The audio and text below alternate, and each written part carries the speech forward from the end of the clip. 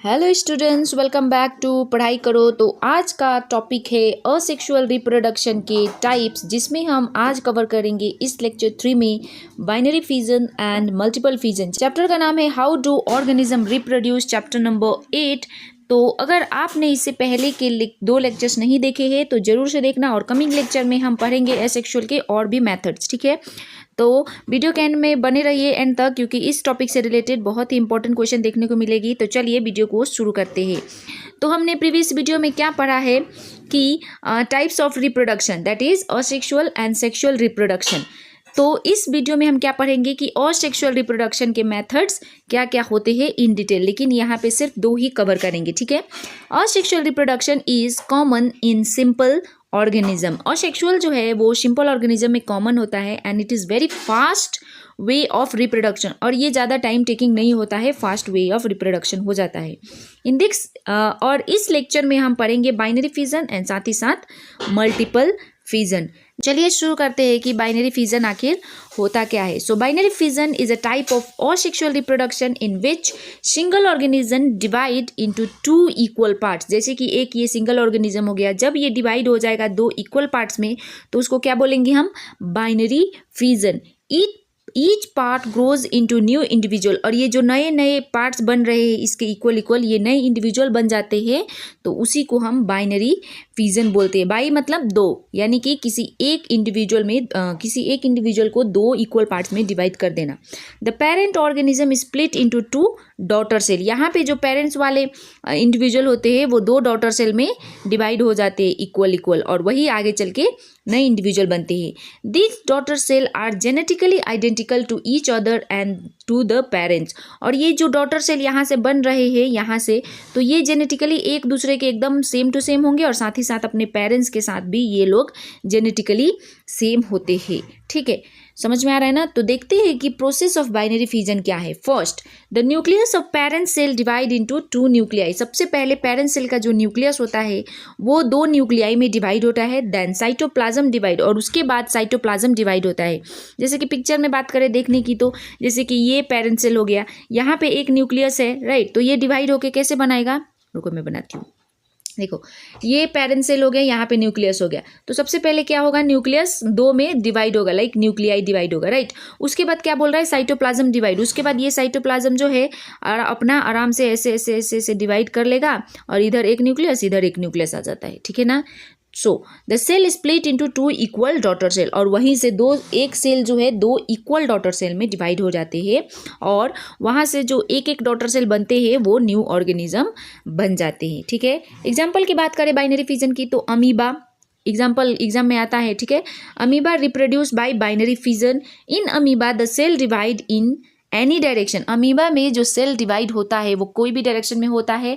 Paramecium also reproduce by binary fission. यहाँ पे 2 example है, amoeba and paramecium.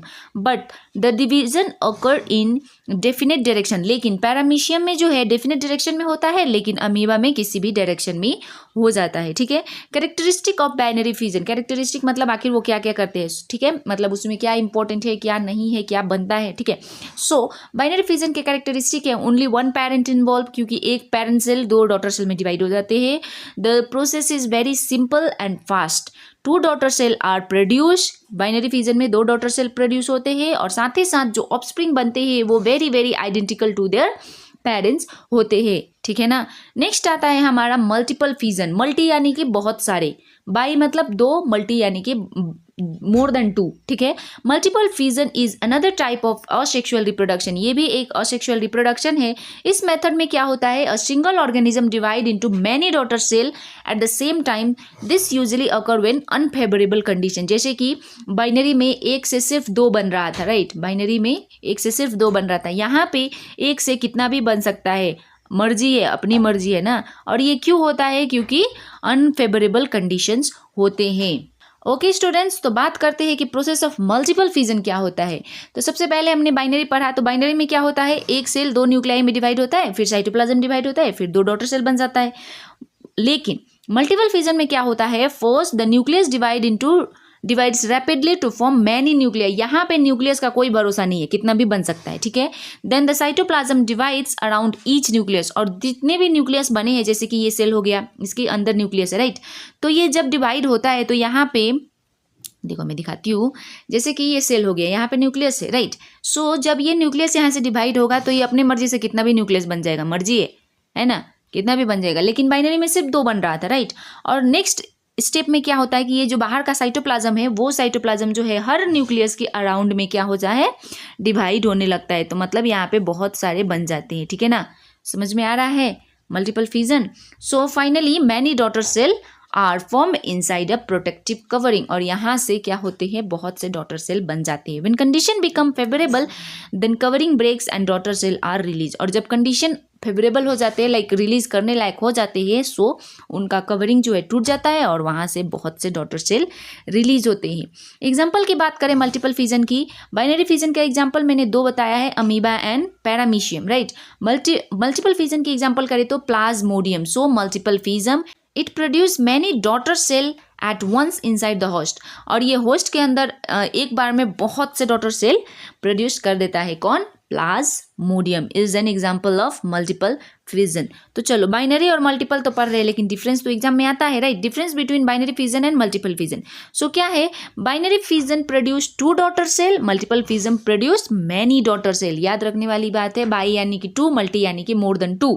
Binary fission occur in favourable condition, whereas multiple fission कब होता है, जब फेवरेबल कंडीशन ना हो, अनफेवरेबल कंडीशन में, ठीक है। Binary fission is simple process, पता है आपको, है ना, लेकिन मल्टीपल फिजन जो है वो थोड़ा सा कम्प्लेक्स होता है, ठीक है।